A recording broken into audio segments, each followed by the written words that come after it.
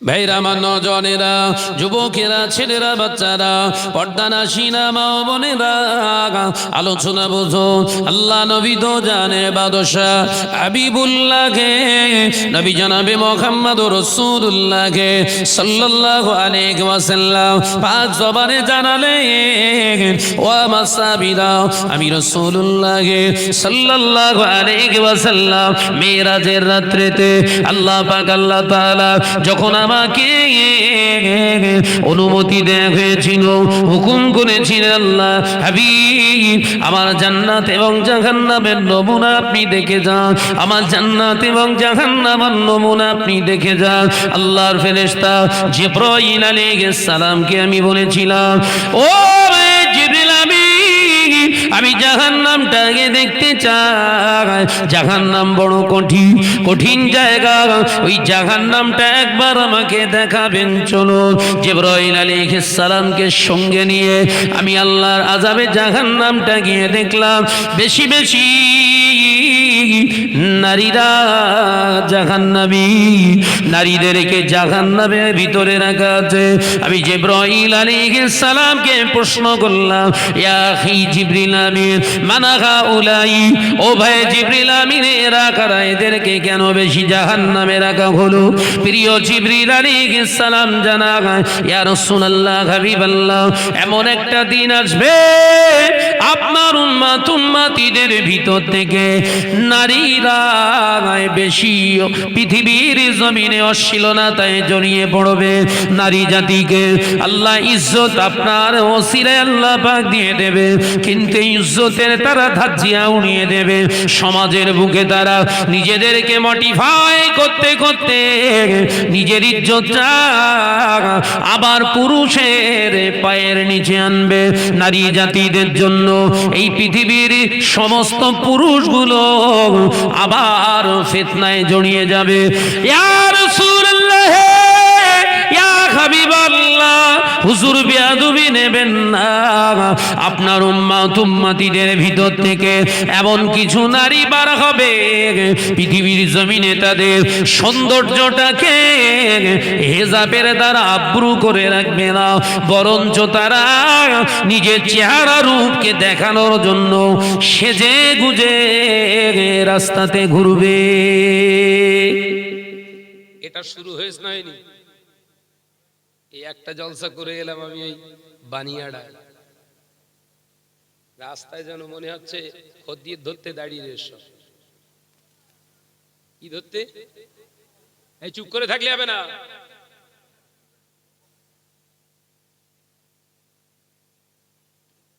তুমি 5 ওয়াক্ত নামাজ পড়ছো আর তোমার ঘরের যুবতী মেয়ে ওই রাস্তার ধারে সেজে গুজে দাঁড়িয়ে রয়েছে, কি কারণে? ওটা কি হজ হচ্ছে নাকি? নামাজ দেখাচ্ছ, নামাজ, তোমার ওই নামাজ তোমাকে বাঁচাতে পারবে না, কারণ তুমি নামাজি।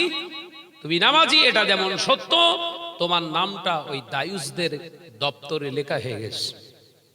আর দায়ুসু লা ইয়াদখুলুল জান্নাহ, কোশ্চিনকালে বেহেশতে যাওয়ার কোনো রাস্তা নেই দায়ুসদের। শাহনাজ মিষ্টি মিষ্টি কথা বলতে পারবে না, সুগারের ব্যামো, সব 400-র উপরে সুগার, এখানে মিষ্টি চলবে না। সুগার খেলে মিষ্টি খেতে হয় বেশি নাকি?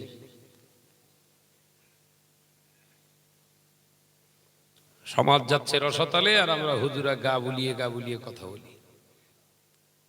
হ্যাঁ, কি মজা। এরপরেও আমরা নিজেদেরকে বিরাট বড় বড় মুহাদ্দিস, ফাকিহ, বড় বড় মুফতি, বড় বড় হুজুর নিজেদেরকে দাবি করছি। সমাজ যেখানে থুপনি পর্যন্ত ডুবে গেছে হারামে, জাহান্নামের রাস্তা চুনে ফেলেছে 95%, সেখান থেকেও নিজেকে বিরাট মহৎ জ্ঞানী আলেম দাবি করি। যদি নারী শিক্ষাকে গুরুত্ব দিতে চাও, ইসলামী শরিয়তি শিক্ষা যদি দিতে চাও, পঠন পাঠন করাতে চাও, তাহলে ইসলামিয়া কোনো মাদ্রাসা, ইসলামীয় কোনো স্কুল কলেজ তোমরা নির্মাণ করে সেখানে শিক্ষা দেবে। নারীদের দ্বারা নারীরা শিক্ষিত হবে। সুবহানাল্লাহ বলে। পুরুষদের দ্বারা নারী শিক্ষিত হবে না। আল্লাহকে ভয় করেছিলেন, কিন্তু আমাদের ভিতরে সব ভয় তো নেই। এই কথা ঠিক না ভুল জোরে বলে? আমরা দেখি সমাজ, আমি শাহনাজের আমার নাম যশ কাম, নাম যশ টাকা পয়সা অর্থ, সমাজে সমাদৃত হব, আমি কি করে প্রতিষ্ঠিত হবে, সবাই আমাকে বাহবা দেবে, এই চিন্তায় আমরা শেষ। আমাদের আখেরাতের চিন্তা নেই। মুজাদ্দুজ্জামান অত বড় শিক্ষিত, এডুকেটেড, এত বড় আল্লাহওয়ালা মানুষ চিন্তা করেছিলেন, সেই জন্য ওসিয়াতের 4 নম্বরে আবার 3 নম্বরেরটা সমাধান দিয়ে গেলেন, যদি তোমাদের ঘরের নারীদেরকে কোরআন হাদিসের শিক্ষা দিতে চাও, তাহলে গায়ের কোন মাহারাম কোন পুরুষকে দিয়ে যেন খবরদার শিক্ষা দেবে না, সম্পূর্ণ হারাম। দাদা হুজুর কম বুঝতে, কার ওসিয়াত বললাম এটা? দাদা হুজুর কে? মদিনা শরীফ থেকে যিনি 40টা হাদিসের কিতাবে সনদ প্রাপ্ত হয়েছিলেন, একবার জোরে বলুন। তার কথা ছেড়ে দেবেন না আমি চুটকো মৌলী সাহেবের আমার কথা নেবেন? কোনটা? তার কথায় আমল করবেন না আমার মতো চুটকো মৌলী সাহেবের কথা আমল করবেন? সমাজ তো এখানেই ধ্বংস হয়ে যাচ্ছে। কোরআন হাদিস পড়তে পারলেই বিরাট বড় মুহাক্কিক আলেম। মুহাক্কিক আলেম, হাক্কানি আলেমদের সংজ্ঞা শুধু ইলমিয়াতের উপরে দেয়া হয় না। হাক্কানি আলেম হলো তারা যারা হকের উপরে ইলম অর্জন করে হকের উপরে নিজের জীবনকে চালনা, নিজেকে ইস্তেকামত দেয়, প্রতিষ্ঠিত করে এবং সমাজকে সেই রাস্তায় চালনা করে, এদের কি বলা হয়? হাক্কানি আলেম। একবার জোরে বলুন। আল্লাহ কোরআন পাকের ভিতরে জানিয়ে দিলেন, ইয়া আইয়ুহাল্লাযীনা আমানুত্তাকুল্লাহা হাক্কা তুকাতিহি ওয়া লা তামুতুন্না ইল্লা ওয়া আনতুম মুসলিমুন। আমার আল্লাহ কোরআনে জানিয়ে দিলেন, ও আমার বিশ্বাসী সম্প্রদায় বান্দারা, আমি আল্লাহ পাক আল্লাহ তাআলা তোমাদের জানিয়ে দিলাম, আমি আল্লাহ তোমাদের জানিয়ে দিলাম, তোমরা যারা ঈমান এনেছো, আমি আল্লাহকে এক বলে মেনে নিয়েছো, আমি আল্লাহকে তোমাদের রব বলে মেনে নিয়েছো, আমি আল্লাহ তোমাদের জানিয়ে দিলাম, নামাজ নয়, রোজা নয়, হজ নয়, যাকাত নয়, আমার আল্লাহ বললেন ইত্তাকুল্লাহ, আমি আল্লাহ আমাকে তোরা ভয় কর, হাক্কা তুকাতিহি, ভয়টা করার মতো করবি, ওয়ালা তামুতুন্না, তত সময় পর্যন্ত, ততদিন পর্যন্ত মরবি না, ইল্লা ওয়া আনতুম মুসলিমুন, যতক্ষণ না মুসলমান না হোস ততদিন যেন তুই মরবি না।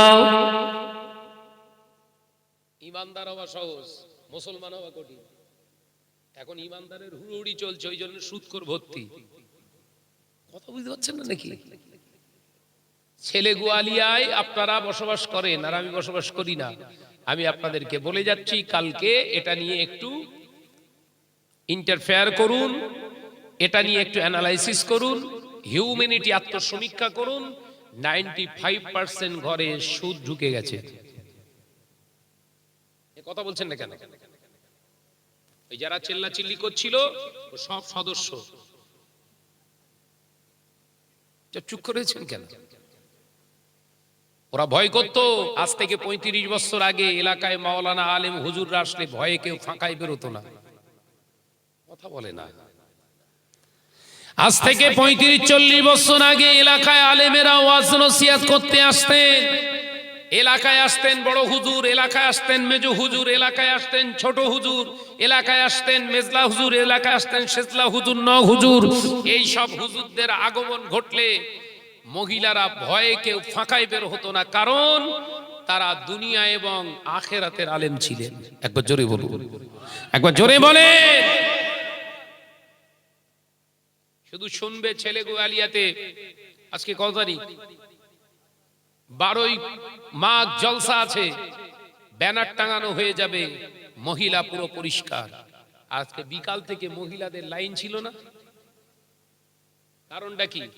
সাহসটা আমরা শেষ করে দিয়েছি। আমরা আলেম ওলামারা এসব নসিহত করতে চাই না, কারণ এসব নসিহত করলে আর হয়তো কেউ দাওয়াত দেবে না, আর হয়তো হুজুর হওয়া যাবে না, আর হয়তো হুজুর বলে কেউ সম্মান করবে না। দরকার নেই, যে যার মতো থাকো, আমি আমার মতো থাকি। 2 ঘন্টা সময় পাস করে চলে গেলাম, নজরানা ঠিক মতো নিয়ে গেলাম, চেয়েলে কার না চেয়েলে মাল তো ঠিক পাবো। এই কথা বলছেন না কেন? যে নিয়ে চলে গেলাম, জাতি ধ্বংস হয়ে গেল, ঘরের মহিলারা ফাঁকায় বেরিয়ে গেল। শুধু ফাঁকায় নয়, এমন হাক্কানি আলেম সমাজে ওয়াজ করছি, ওয়াজের তোড়ে, শিক্ষার আন্দোলনের তোড়ে 95% ঘরের মহিলারা এখন ষাঁড়ের পাশে প্রত্যেক সপ্তাহে না বসলে ওদের জান গুরগুর করে। কথা বলছেন না? প্রতি সপ্তাহে বুধবার, বৃহস্পতিবার, কোন জায়গায় আবার সোমবার, কোন জায়গায় মঙ্গলবার, সব ডেট করে করে 12-14 জন করে এক একটা পাড়ায় ষাঁড়ের পাশে ওদের বসতেই হয়। বসা ওয়াজিব। যদি এক সপ্তাহ না বসে কোনোভাবেই ওই মিটিং এ, ষাঁড় তার পরের সপ্তাহে এসে ওর বাড়িতে হত্যে দেয়। হত্যে দেওয়া বুঝেন?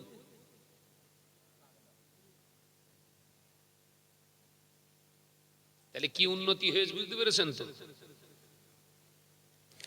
ভাইরা, আমার নজনেরা, যুবকেরা, ছেলেরা, বাচ্চারা, পর্দানাশীরা, মা ও বোনেরা, আল্লাহ নবী দো জাহানের বাদশা হাবিবুল্লাহকে, নবী জনাবে মুহাম্মদুর রাসূলুল্লাহকে সাল্লাল্লাহু আলাইহি ওয়াসাল্লাম পাক জবানে জানিয়ে দিলেন, আল হায়া শুবাতুম মিনাল ঈমান। ও আমার সাহাবীরা, আমি নবী জানিয়ে দিয়ে গেলাম, লজ্জা হলো ঈমানের একটি শাখা, ঈমানের একটি অঙ্গ। ও আমার সাহাবীরা, কিয়ামত সংগঠিত হওয়ার পূর্বে 70টা আলামত বহিঃপ্রকাশ হবে। 70টা আলামত তোমরা দেখতে পাবে।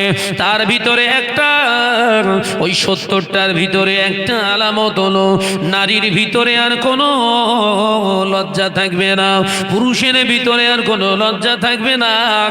নারী পুরুষেরা একই জায়গায় বসে হাসি তামাশা করবে। 70টার ভিতরে একটা, কি বলেছে? নারী পুরুষেরা অবাধ মেলামেশা করবে, এক জায়গায় বসে হাসি খুশি তামাশা। অ্যাকশনটা শুরু হয়েছে না হয়নি? এই সব চুপ করেছেন কেন? শেষ করে দেবো? এ ঘুম মাথায় উঠবেন।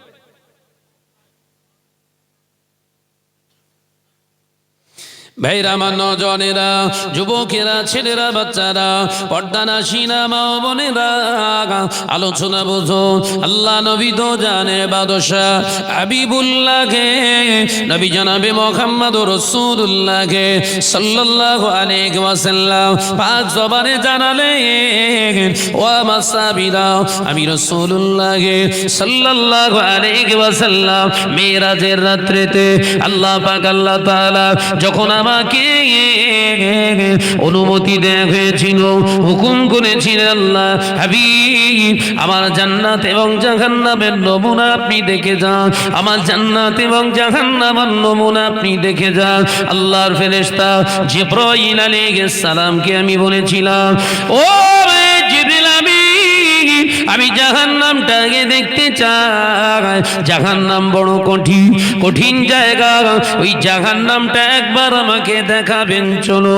জিবরাইল আলাইহিস সালামকে সঙ্গে নিয়ে আমি আল্লাহর আযাবে জাহান্নামটা গিয়ে দেখলাম, বেশি বেশি নারীরা জাহান্নামী, নারীদেরকে জাহান্নামের ভিতরে রাখা আছে।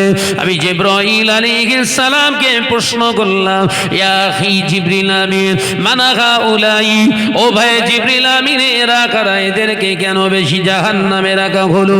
প্রিয় জিবরিল আলাইহিস সালাম জানায়, ইয়া রাসূলুল্লাহ, হাবিবাল্লাহ, এমন একটা দিন আসবে আপনার উম্মত উম্মতিদের ভিতর থেকে নারীরা বেশি পৃথিবীর জমিনে অশ্লীলতায় জড়িয়ে পড়বে।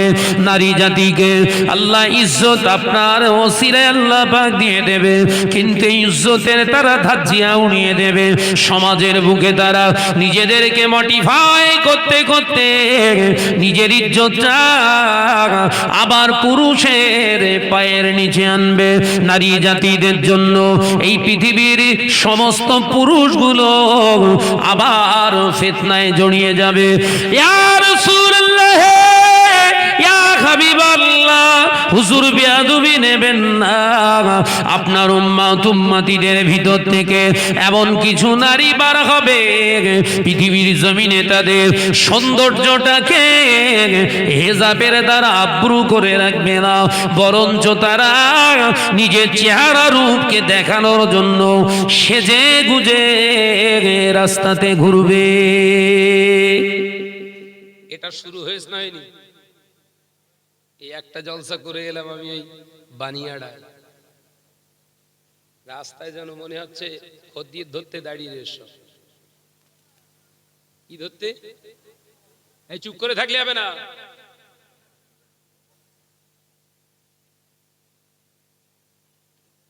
তুমি 5 ওয়াক্ত নামাজ পড়ছো আর তোমার ঘরের যুবতী মেয়ে ওই রাস্তার ধারে সেজে গুজে দাঁড়িয়ে রয়েছে, কি কারণে? ওটা কি হজ হচ্ছে নাকি? নামাজ দেখাচ্ছ, নামাজ। তোমার ওই নামাজ তোমাকে বাঁচাতে পারবে না, কারণ তুমি নামাজি। তুমি নামাজি এটা যেমন সত্য, তোমার নামটা ওই দায়ুসদের দপ্তরে লেখা হয়ে গেছে। আর দায়ুসু লা ইয়াদখুলুল জান্নাহ, কোশ্চিনকালে বেহেশতে যাওয়ার কোনো রাস্তা নেই দায়ুসদের। শাহনাজ মিষ্টি মিষ্টি কথা বলতে পারবে না, সুগারের ব্যামো, সব 400-র উপরে সুগার, এখানে মিষ্টি চলবে না। সুগার খেলে মিষ্টি খেতে হয় বেশি নাকি?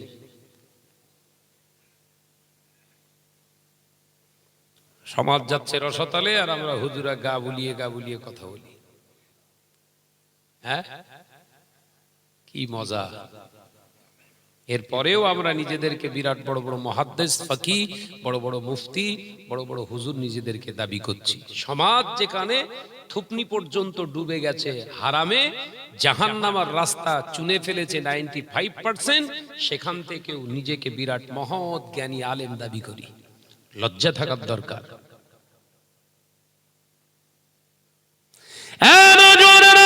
যুবকেরা, ছেলেরা, বাচ্চারা, মুসাদ্দুজ্জামান আমিরুশ শরিয়াত আলা হযরত দাদাজান হুজুর পীর কেবলা রাহমাতুল্লাহ আলাইহি ইলম সঞ্চয় করেছিলেন। প্রথমেই তিনি হুগলি সীতাপুর একটি মাদ্রাসায় পঠন পাঠন করে হুগলি গভর্নমেন্ট মাদ্রাসায় আবার গিয়ে ভর্তি হলে সেখান থেকে শিক্ষা অর্জন করে হুজুর আমার কলিকাতায় আলিয়ার পাশে একটি ব্যক্তিগত মুহাদ্দিসের কাছে শিক্ষা অর্জন করলেন। তারপরেও মুসাদ্দুজ্জামান নিজেকে ধরে রাখতে পারলেন না, মদিনার জমিনে চলে গেলেন। প্রায় 1.5 বছরের অধিক সেখানে যে আমার রাসূলুল্লাহর হাদিসের উপরে শিক্ষা অর্জন করলেন। 40টা হাদিসের কিতাবে সনদ প্রাপ্ত হয়ে মুসাদ্দুজ্জামান আমিরুশ শরিয়াত আলা হযরত দাদাজান হুজুর পীর কেবলা রাহমাতুল্লাহ আলাইহি হুজুর আবার বাড়িতে ফিরলেন। হাদিসের অত বড় একজন মুহাদ্দিস, আল্লাহর মাহবুব বান্দা, হাদিসের কিতাবগুলো খুলে খুলে খাও খাও করে কাঁদতেন। রাতের পর রাত দাদি আম্মা প্রশ্ন করতেন, আমি আপনার নওজোয়ান যুবক, আপনি এত সুন্দর চেহারা, সুঠাম দেহি মানুষ, আপনার চেহারা কেন দিনের পর দিন ভেঙে যায়? মুসাদ্দুজ্জামান বলেছিলেন, ও আল্লাহর বান্দি, তুমি তো আমার আগালিয়া, আমি তোমাকে কি বলবো? তোমাকে নিয়ে যতটা আমার চিন্তা হয়, এই বাংলা হতভাগা ঈমান হারা মুসলমানদের নিয়ে আরো বেশি চিন্তা হয়। ও আল্লাহর বান্দি, আমি আবু বকর যতটা ইলম সঞ্চয় করতে পেরেছি, আল্লাহর দয়ায়, আল্লাহ পাকের অশেষ মেহেরবানি, আমি আবু বকর রাসূলুল্লাহর যতটুকু হাদিস আমি গ্রহণ করেছি, আমার মনে দাগা দেয়, আমার মনে বারে বারে প্রশ্ন জাগে, আমার মনকে, আমার বিবেককে আমি বোঝাতে পারি না। আমার বিবেক আমাকে বারবার বলে, আবু বকর শুধু হাদিসের বড় একজন মুহাদ্দিস হলে হবে না, শুধু হাদিসের বিশারদ একজন ব্যক্তিত্বর পরিচয় দিলে হবে না, আবু বকর এটা আমলে রূপান্তরিত করতে হবে। আমি আবু বকর এটা আমল করি, কিন্তু না না না, এই হাদিস থেকে আরো আমাকে বারবার ঠকা হয়। তুমি শুধু আমল করলে হবে না, বাংলার বিদআত শিরক কুফরের ভিতরে যারা মুসলমান হয়ে ডুবে রয়েছে তাদেরকে তুমি নির্দেশ দেবে, তাদেরকে তুমি তাদের এই শিরক বেদাত থেকে বাঁচাবে।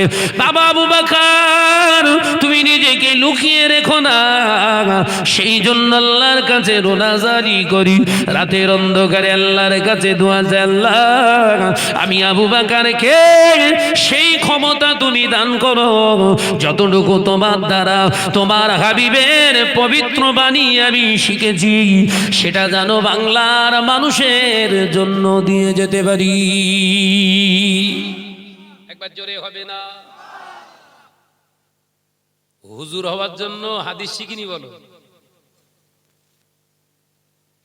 দাদা হুজুর হাদিস শিখেছিলেন হুজুর হওয়ার জন্য না, সমাজকে দেওয়ার জন্য। সুবহানাল্লাহ বলে। ওই জন্য তানাকে বলা হয় যুগ শ্রেষ্ঠ আলেমে দ্বীন, যুগ সংস্কারক, জামানার যুগের মুজাদ্দিদ। একবার জোরে বলুন।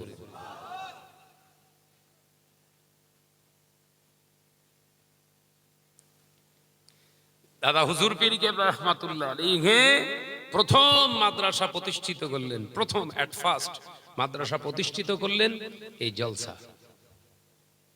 সুবহানাল্লাহ বলেন।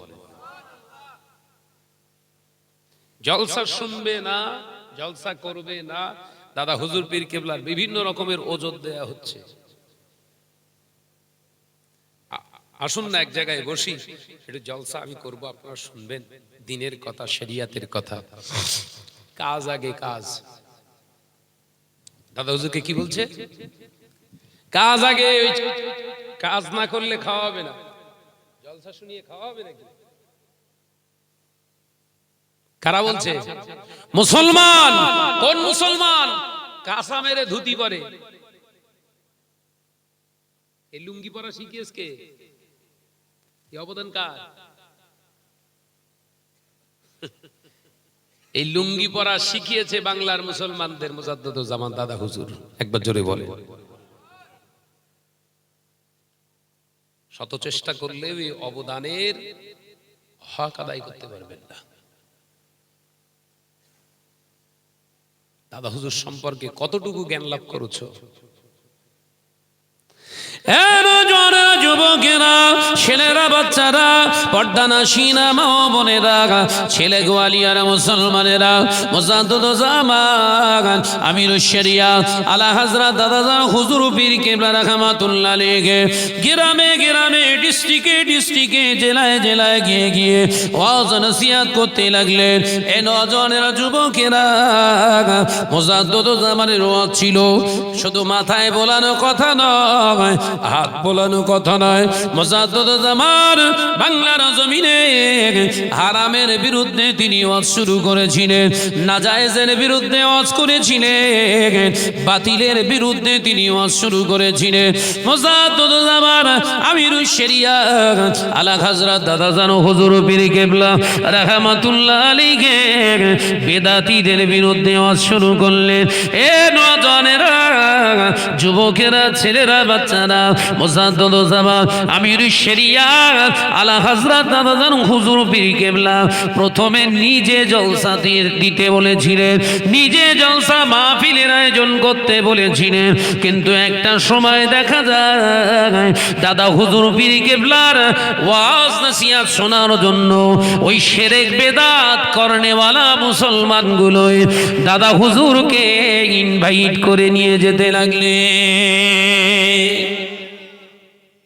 এখন আমাদের ইনভাইট করছে কারা?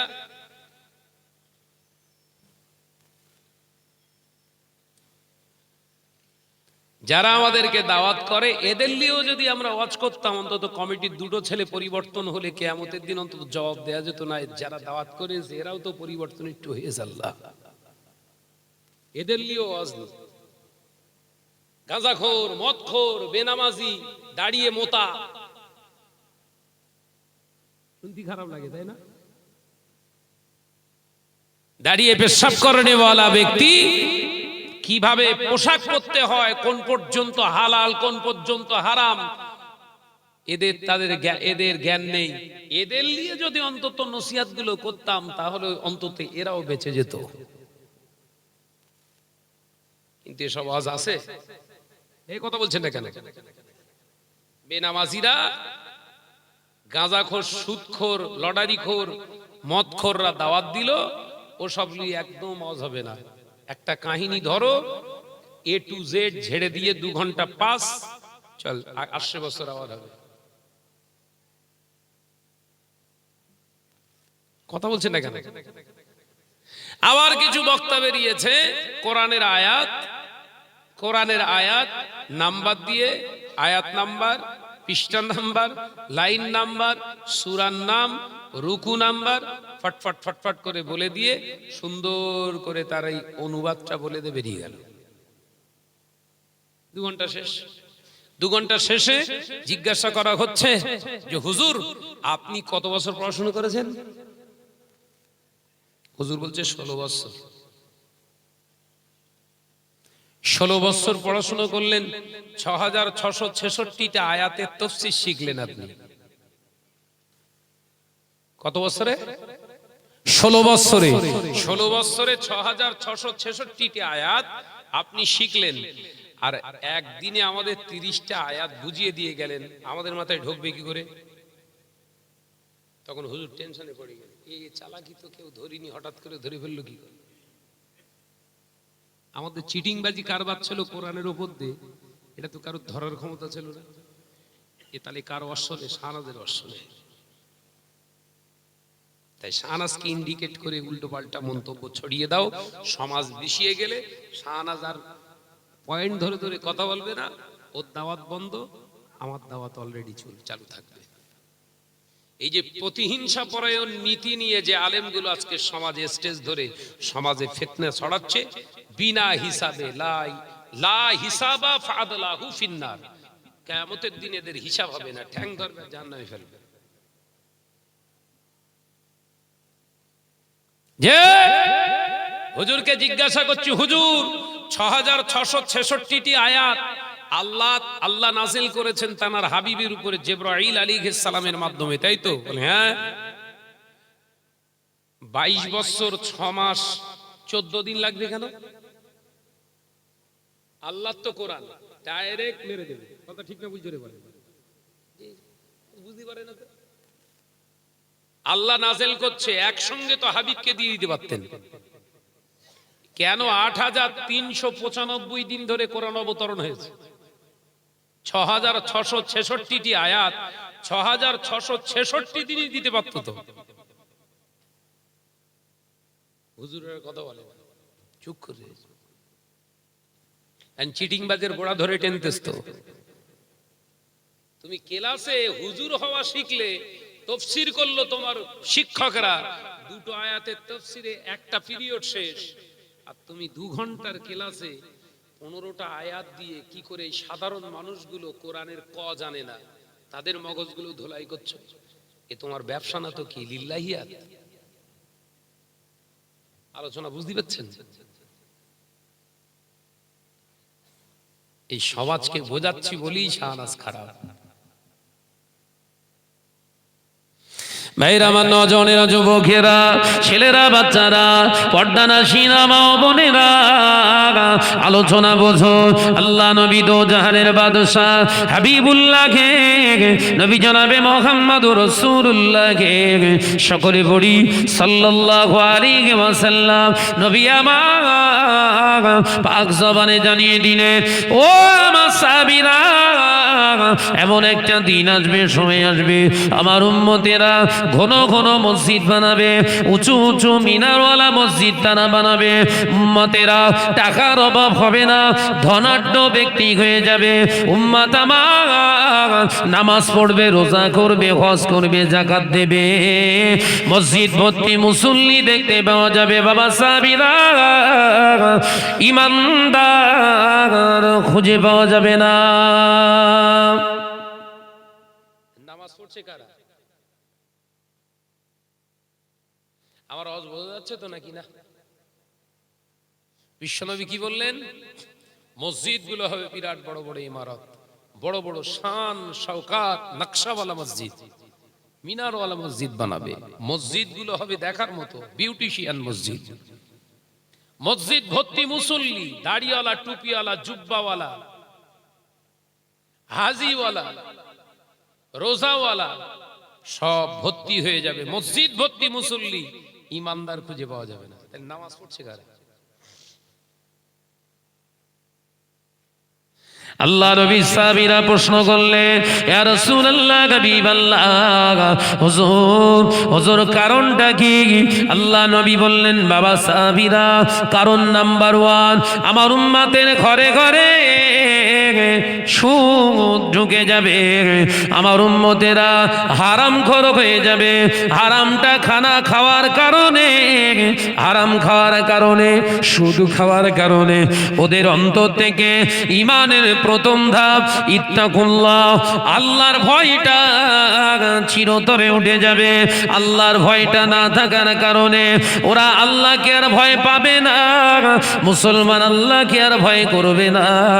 তখন ওই মুসলমানের ভিতরে ঈমান তৈরি হয়ে যাবে। ওরা মরণের ভয় করবে, ওরা জাতিকে ভয় করবে, নেতা মন্ত্রীদেরকে ভয় করবে। ও আমার সাহাবীরা, আমি রাসূলুল্লাহকে সাল্লাল্লাহু আলাইহি ওয়াসাল্লাম জানিয়ে দিয়ে গেলাম, সমাজকে ভয় করবে, নেতা মন্ত্রীদেরকে, রাষ্ট্র শাসকদের তারা ভয় করবে। আমি নবী জানিয়ে দিলাম, আল্লাহর ভয় ওদের অন্তরে থাকবে না। ও আমার সাহাবীরা, দ্বিতীয় নাম্বার হলো ওদের ভিতর থেকে ওই হারাম খাওয়ার কারণে দ্বিতীয় ঈমানের জায়গা আহাব্বায়ে রাসূল, আমি রাসূলুল্লাহর মহব্বতটা ওদের ভিতর থেকে চিরতরে উঠে যাবে।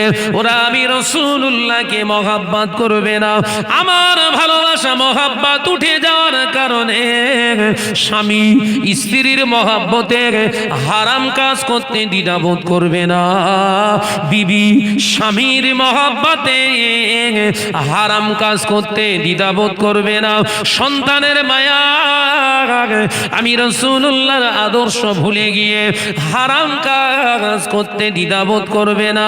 তৃতীয় নাম্বার হলো ওদের ভিতর থেকে লজ্জাটা চিরবিদায় নেবে। ও আমার সাহাবীরা, ওদের লজ্জাটা উঠে যাওয়ার কারণে সমাজের বুকে ওরা আর লজ্জাশীল থাকবে না। তখন নারী পুরুষে ওপেনলি জিনা ব্যভিচার করবে। বাপ থাকবে, মেয়ের সামনে মেয়ে জিনা করবে, ছেলেরা মেয়েরা একই সঙ্গে জিনায় লিপ্ত হয়ে যাবে। কোনো আর লজ্জা না থাকার কারণে একই জায়গায় বাপ ছেলে বুলা, মা ভাই বোন সবাই মিলে ওই রকম জঘন্যতম গুনাহে তারা লিপ্ত হয়ে যাবে। ও আমার সাহাবীরা, মসজিদগুলো তখন নির্মাণ হবে, হালাল হারাম আর বাঁচবে না।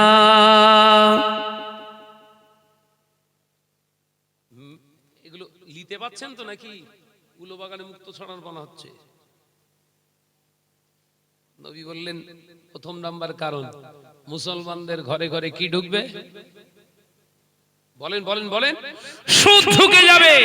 সুদ ঢুকে যাওয়ার কারণে ওদের ভিতর থেকে প্রথম ঈমানের জায়গা ইত্তাকুল্লাহ, কোরআনের আয়াত পড়েছি না, ইয়া আইয়ুহাল্লাযীনা আমানুত্তাকুল্লাহ, হে আমার বিশ্বাসী সম্প্রদায় বান্দারা, আমি আল্লাহ, আমাকে তোরা ভয় কর। হাক্কা তুকাতিহি, হাক্কা,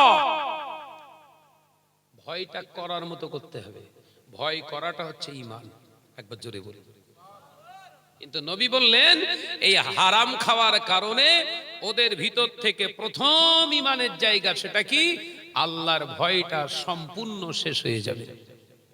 প্রতিষ্ঠিত হবে মরণের ভয়, মৃত্যুকে ব্যাপক ভয় করবে মানুষ। হ্যাঁ গো, এখানে যারা আমরা বসে রয়েছি, আল্লাহকে বেশি ভয় করি না মরণকে? একদম সত্যি কথা বলবেন, ঈমানের জায়গা যতটুকু আছে ওখান থেকেই বলেন। মরণকে না ঈমান আপনার আল্লাহকে? বলেন বলেন বলেন। মরণকে ভয়। ছেলে গোয়ালিয়ায় জলসা এসছি, কেউ মারবে টারবে না তো? বোমটোম মারবে না তো? যদিও সব আমার ভয় নেই, এমনি বলছি। কেউ আমার হুমকি টুমকি দিলে আমি বলি, কোন রাস্তাতে গেলে সুবিধা হয় বলিস, আমি সেই পিস বলো। আরে ভাই, আমি চিন্তা করি তো, ওরা যদি আজকেই মেরে দেয় আমার, আজকে মরলেও মরবো, আর এমনিও আল্লাহ যদি ডাকে দুদিন পরে হলেও তো মরতে হবে। মৃত্যু থেকে তো বাঁচানো নিজেকে যাবে যাবে মৃত্যু থেকে বাঁচতে পারবে? পৃথিবীর জমিনে হেন কোন একজন ব্যক্তির নাম করেন যে মৃত্যু থেকে টাকা পয়সা ধন সম্পদ লোক লস্কর নিয়ে বেঁচে গেছে? হ্যাঁ, কেউ যখন মৃত্যুর হাত থেকে বাঁচতে পারিনি, আমি তো নদোসদো মরণের কাফনের কাপড়টা সবসময় মাথায় জড়িয়ে নিয়ে ঘোরাটাই তো মুমিনের কাজ। একবার জোরে বলুন। ওই জন্য ভয় টয় হুমকি টুমকি, हम किसी से डरने वाला डरपोक नहीं है, हम डरने वाला कोई मोमिन नहीं है, क्योंकि हम सिजदा करते एक अल्लाह के वास्ते। একবার জোরে বলুন, একবার জোরে হবে না? ওই জন্য আমার ফোন টোন করে হুমকি টুমকি দিলে না, এসব অদ্ভুত করলে হুমকি টুমকি দিলে আমি পরিষ্কার বলি, কোন রাস্তা দিয়ে গেলে সুবিধা হয় বলিস, তোর সুবিধাটা দেখতে হবে আগে। কথা বুঝতে পারছেন না? হুমকি দেখাচ্ছিস কাকে? আজকে আমাকে মারবে, আজকে তুই আগে আমাকে মারবি? আল্লাহর এটাই খেলা, আল্লাহর এটাই শান। তুই আজকে আমাকে মারবি, দুদিন পর তুই নিজেই পড়ে থাকবি। এ সম্পর্কে তোর জ্ঞান নেই, ও পড়তে হবে। আপনি একজন প্রখ্যাত একজন ডাকাতের খুনির নাম করেন যে খুন করে খুন হয়নি, জানা আছে আপনাদের? খুন করেছে প্রকাশ্য, অথচ তাকে কেউ মেরে দেয়নি। সিস্টেম। নিরীহ কোনো ব্যক্তিকে আপনি যখন কতল করবেন, আপনাকেও কতলের শিকার হতে হবে। মাথার ভিতরে ঢুকিয়ে রাখবেন। তবে পার্থক্য কি? আমি দিনের রাস্তায় জীবন দিয়ে চলে গেলাম, আমার জন্য খুশখবরি আল্লাহ রেখেছেন, ওয়ালা তাকুলু লিমা ইউকতালু ফি সাবিলিল্লাহি আমওয়াত বাল আহইয়াউ ওয়ালাকিন লা তাশকুরুন। একবার জোরে বলুন। ওই যে তুই আমাকে মেরে দিলি, আমি বিনা হিসাবে আল্লাহ জান্নাত শুধু নয়, আল্লাহ বললেন তুই মরিসনি, তুই মরিসনি। ওয়ালা তাকুলু, তোমরা বলো না, লিমা ইউকতালু ফি সাবিলিল্লাহি আমওয়াত, যারা আমার রাস্তায় দ্বীনের জন্য, শরীয়তের জন্য, আমার জন্য, আমার হাবিবের জন্য মারা গেছে, ওরা মারা গেছে কথা বলো না, বাল আহইয়াউ, বরঞ্চ আমি আল্লাহ বলছি ওরা জিন্দা। একবার জোরে বলেন, একবার জোরে বলেন। একজন মার্ডারার একজনকে মেরে দিয়েছে, সেই ব্যক্তিটা হকের রাস্তায় ছিল। মানুষ, প্রত্যেকটা মানুষ মৌতের আগ পর্যন্ত স্মরণ করে একজন হক মানুষ ছিল, তাকে মেরে দেওয়া হয়েছে, নামাজের পরে তার দোয়া করা হবে। কিন্তু যে মার্ডারার, ওর জন্য দোয়া করবে কেউ? সাইয়েদনা ইমাম হোসেন রাদিয়াল্লাহু তাআলা আনহু কারবালার ময়দানে শহীদ হয়ে গেলেন। তিনি শহীদ হয়ে গেলেন। 70 থেকে 74 জন সাহাবায়ে কেরাম তারা শহীদ হয়ে গেলেন ওখানে, সবাই চলে গেলেন। তাদের জন্য সবরসানি এখনো পর্যন্ত জারি আছে না নাই? জোরে বলেন। ইয়াজিদও মার্ডার হয়েছিল, ওর নিজের ঘোড়ার পিঠে উঠে, ইয়াজিদ ওর নিজের ঘোড়ার পিঠে উঠে সাওয়ারি হতে হতে জোরে দৌড়াতে যে লাফ মেরে ঘোড়া ওকে উল্টো চিৎ করে ফেলে দিয়ে, ওর নিজের আংটায় ঘোড়ার সেই পা রাখা খয়ের ভিতরে পা ঢুকিয়ে দিয়ে লেতরাতে লেতরাতে ঘেসরাতে ঘেসরাতে পাথরে ওর মাথা ঠুকে চুরমার করে শেষ করে দিয়ে ও গেছে জাহান্নামায়। এখন ওই ইয়াজিদের জন্য একটা মজলিস হয়েছে, দেখাতে পারবে? এটাও মরা, ওটাও মরা। আবার আলোচনা মাথায় ঢুকছে, তাহলে মরতে যদি হয় লিল্লাহিয়াতের জন্য, আল্লাহর জন্য মরুন। এই মরণটা মরণ নয়, এই মরণটা হলো আল্লাহর কাছে জিন্দা। একবার জোরে বলুন, একবার জোরে হবে না সুবহানাল্লাহ। ভাইরা, আমার নওজওয়ানেরা, যুবকেরা, ছেলেরা, বাচ্চারা, পর্দানাশীনা মা ও বোনেরা, আলোচনা বোঝাতে চেয়েছিলাম, আল্লাহ নবী পাক জবানে জানিয়ে দিয়ে গেলেন, তাহলে মুসলমান দাড়ি রাখবে, টুপি রাখবে, হজ করবে, যাকাত দেবে, মসজিদ বানাবে, মাদ্রাসা বানাবে, সমাজের বুকে আলেম বলে নিজেদের পরিচয় দেবে, কিন্তু না না, হারামের খাবার পেটে ঢোকার কারণে ওর ভিতর থেকে আল্লাহর ভয় উঠে যাবে। আল্লাহর ভয়ে যখন কোন আলেমের ভিতর থেকে উঠে যাবে, হারাম খাওয়ার কারণে ওর ভিতরে আর পর্দা থাকবে না, ওর ভিতরে আর লজ্জা থাকবে না। তখন বেগানা নারী পুরুষ ওর কাছে বেগানা থাকবে না। হারামকে হালাল বলে মেনে নিয়ে ওর জীবনে প্রতিষ্ঠিত হওয়ার লক্ষ্যে দৌড়াবে। ও বাবাজি, আসলে ইমানদার নয়, ও হলো একজন ধোঁকা প্রবঞ্চকর। ও নওজওয়ানেরা, যুবকেরা, ছেলেরা, বাচ্চারা, পর্দানাশীনা মা ও বোনেরা, আল্লাহ নবী জানিয়ে দিলেন ওর ভিতর থেকে লজ্জা পালিয়ে যাবে। ও নওজওয়ানেরা, যুবকেরা, ছেলেরা, বাচ্চারা, পর্দানাশীনা মা ও বোনেরা, রাসূলুল্লাহর সাহাবীরা বললেন, ইয়া রাসূলুল্লাহ, হাবিবাল্লাহ, আমরা মহিলারা আপনার নসিহত আমরা শুনতে পাই না, আমাদের জন্য একটা মজলিস করুন। আল্লাহ নবী বললেন, অমুক জায়গায় আমার সাহাবীর ঘরেতে চলে যাও, ওইখানে তোমরা এক জায়গায় সমবেত হও।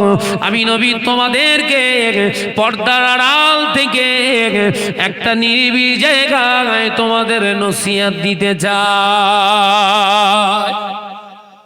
নবী বললেন, হারামের সাইড এফেক্ট এটাই, লজ্জা উঠে যাবে। আর লজ্জা উঠে গেলি মেয়ে ছেলে এক জায়গায় বসবে। কিসের সাইড এফেক্ট? হারাম, হারাম, হারাম। আমি যখন ছোট ছিলাম, আব্বাজান মেজলা হুজুর পীর কেবলা রহমাতুল্লাহ আলাইহির কাছে, হুজুরের কাছে তখন অবস্থান করছি। তো হুজুরের কাছে আপনাদের এই ছেলে গোয়ালিয়া বা এই এলাকা থেকে সমস্ত মানুষ তো যেতেন না? যেতেন না? এখনো যাওয়া হয় না? হয় না নাকি বেরেক অন্যদিক যাচ্ছে? যে হ্যাঁ, ওইদিকেই আছে। তো ওখানে আমি যখন ছোট ছিলাম, আমার নিজে চোখে দেখা, মহিলারা আসলে হুজুর কেবলা 104 বছর বয়স, 104 বছর বয়স হুজুর পীর কেবলা রহমাতুল্লাহ আলাইহি মাথা হেড করে, চোখ তো সব সময় বন্ধ করে থাকতেন, অন্ধ হয়ে গিয়েছিলেন চোখ। জি, চোখ বন্ধ করে তিনিই থাকতেন। ওই অবস্থায় বলতেন, বাবা হাজী জামশেদ সাহেব, খোকা রফিক, দেরি করো না, মহিলারা আসছে, ওদেরকে ওই ধার দিয়ে ঘুরিয়ে নিয়ে গিয়ে ওই পাশের ঘরে ওদেরকে বসতে দাও, দরওয়াজা বন্ধ করে দাও, আর এই জানালা দিয়ে একটা জানালার পাল্লা খুলে দিয়ে পাগড়িটা গলিয়ে দিয়ে ওদের কাছে পৌঁছে দাও, ওরা এই পাগড়ি ধরে মুরিদ হবে। একবার জোরে বলে। আর আমার মুরিদ হচ্ছে কোথায়? পাশে বসে। কথা বলছেন না?